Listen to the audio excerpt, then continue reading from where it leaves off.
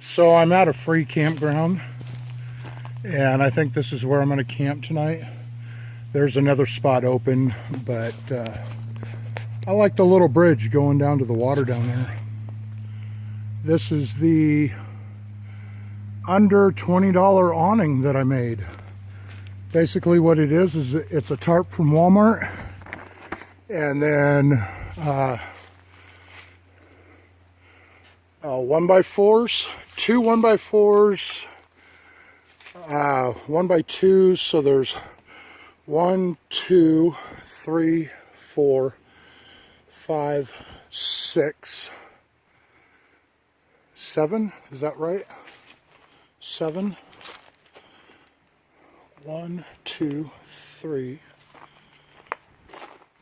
4, 5, 6. Okay, so 6 1x2s, and then 2 1x4s that I got at Home Depot, and then just a 6x8 tarp.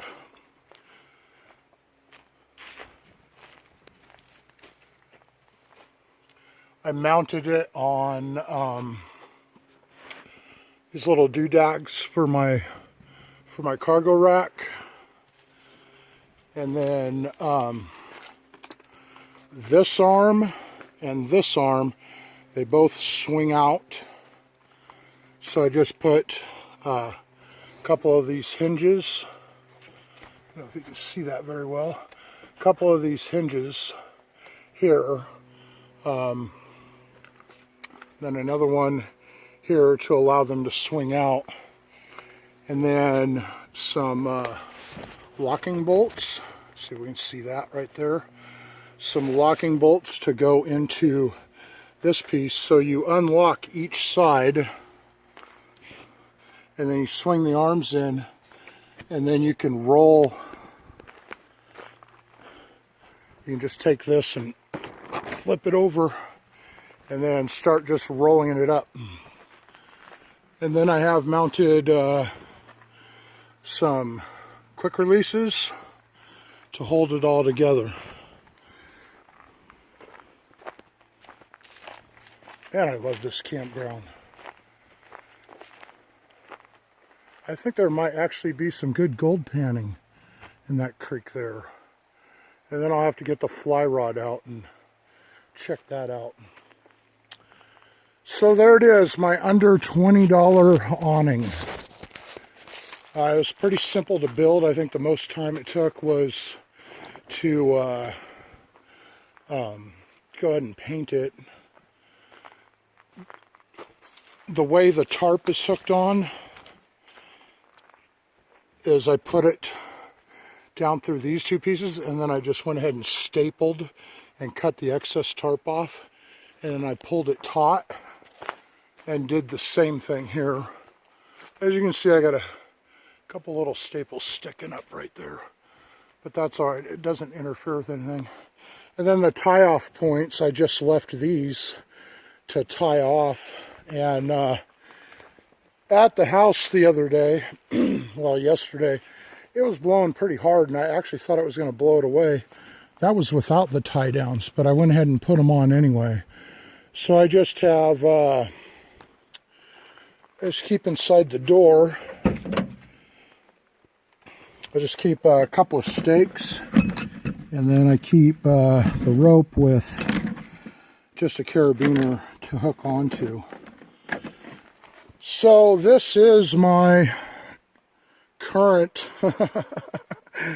overlanding setup.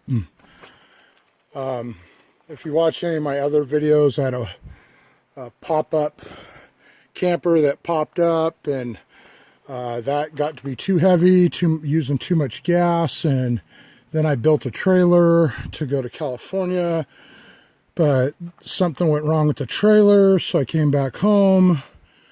So this is what I have.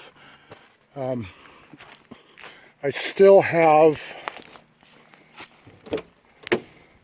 my kitchen back here. I'm actually going to get rid of this bungee cord, and I got a magnet that I'm going to just magnetize that. But I have this, and then go ahead and open this up.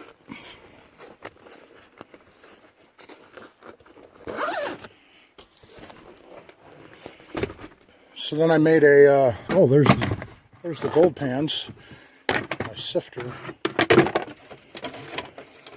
Get this out of the way. Okay, so I had a Plano box. I didn't like the lid on it because it wasn't a flat surface that I could pull out and put stuff on or use as a cutting board. So I just made a simple lid that fits on there. But the cooking setup is just one of these, and I just do that, and then after it's all cooled down, then I can go ahead and put it back in here. I am thinking about putting some paracord across here to there to clip stuff in with carabiners. I don't want it on this side because this side right here is where I'm going to be sleeping. Somebody has a futon bed. I think one of my family members has a futon bed that they were going to give me, and I think I'm going to cut it down and actually make it fit in here. Now, of course, all this stuff is going to come out, will come out, but I mean, it's just a toolbox and tool bag, fishing rod, hiking stick, blueberry donuts. But the length is actually perfect. I can totally stretch out, whereas the pop-up camper that I had on there, I could not.